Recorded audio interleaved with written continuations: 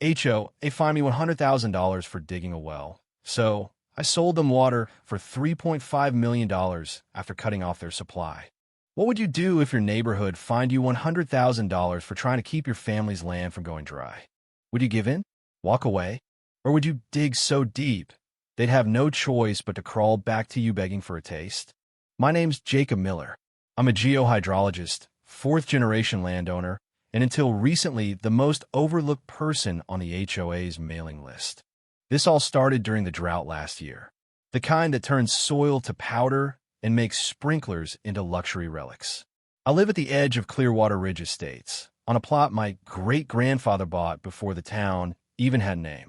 Unlike the uniform stucco homes with manicured rose bushes and plastic flamingos, my property's rugged. Real. Weeds, soil sensors, and a 50-year-old barn with more character than the entire HOA board combined. I filed for a well permit. Not a massive operation.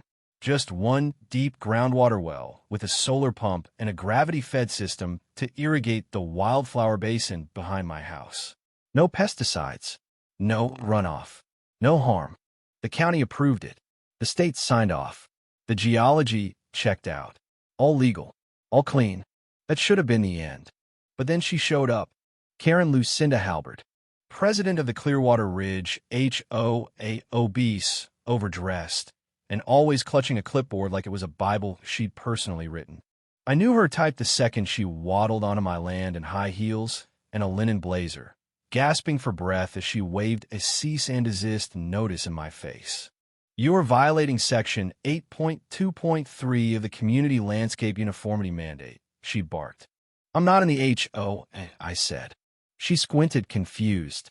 Your property borders ours.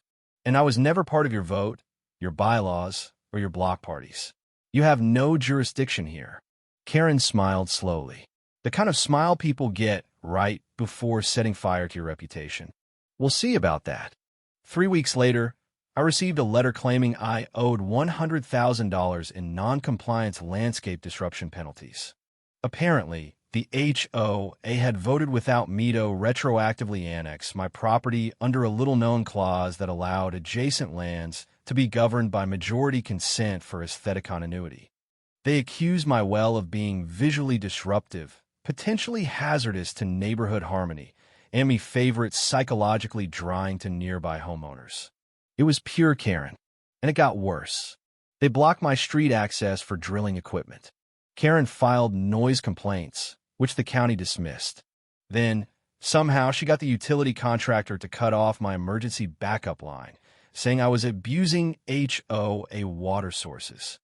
It backfired, because what she didn't know was that I'd already hit a rich aquifer 60 feet below. Clean, cool, mineral-balanced, and flowing strong. I didn't need the HOA line anymore. But they did. Because just a few days later, the main HOA water supply fed through an aging city pipe burst. 4 blocks of Clearwater Ridge went dry. Showers sputtered. Lawns yellowed. Toilets wouldn't flush. And guess whose property had the only functioning deep well water source for 6 square miles? Mine. That's why I got an email. Subject line, urgent request for emergency water access contract. From Karen Halbert. I stare at that email for a full minute, then laughed so hard I nearly choked on my coffee. Karen, who fined me $100,000, called my well an eyesore and accused me of hydrological terrorism, was now begging for a water contract? I didn't respond right away. I let her sweat. Word had already spread. A neighbor down the road posted a video of her trying to hose down her driveway with nothing but sputtering air. Another captured her on camera yelling at a kid with a water balloon. The best one? Karen standing in her brown, patchy front yard screaming, "This is environmental sabotage." But I wasn't sabotaging anyone. I was simply protecting what was mine. When I finally replied, I copied the entire HOA board and attached my proposed terms. $3.5 million for exclusive emergency supply rights. HOA to issue a formal retraction and apology for the $100,000 fine. HOA to publicly dissolve Clause 8.2.3 and strip Karen of executive authority. And one last condition, A permanent exemption from all future HOA activity, with my name carved into the contract in bold. Not subject to governance. Karen's response came in all caps. You're extorting the community. But by then, the rest of the board had stopped listening to her. Turns out, Twist 1 was already in motion. Two of the HOA's senior board members, Brenda and Calvin, had secretly started gathering votes to remove Karen as president. I didn't know this, but Karen had used $9,200 of HOA funds to cater a private wine-tasting board retreat in Napa, complete with massages and custom linen totes. Twist 2 came from the county. The fine she issued me? Legally invalid. The so-called retroactive annex clause she waved around? It had expired with a zoning map revision 5 years ago. She had no authority over my land. Never did. So, with the water crisis worsening, the HOA board convened a closed emergency vote. Karen stormed in, tried to shut it down, called me a dirt farmer holding the neighborhood hostage. Brenda stood up, calm as a lake, and said, Karen, this dirt farmer is about to save your lawn. The motion passed 71.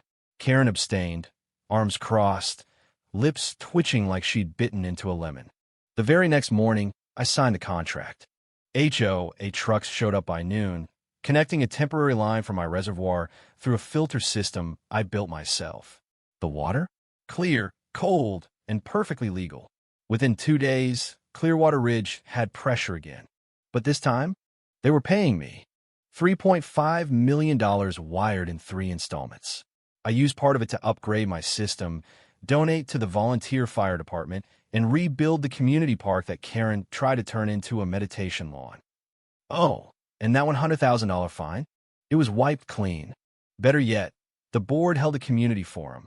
They stood up in front of every homeowner, apologized publicly, and announced that Karen Halberd was permanently banned from HOA leadership. She didn't take it well. She tried to call the water unsafe, got tested and debunked, tried to sue the HOA for emotional sabotage.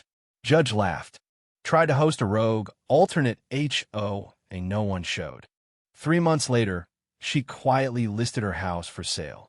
It sat for 97 days before someone offered below asking, and even then, the buyers only agreed on the condition that her name never be involved with the board again.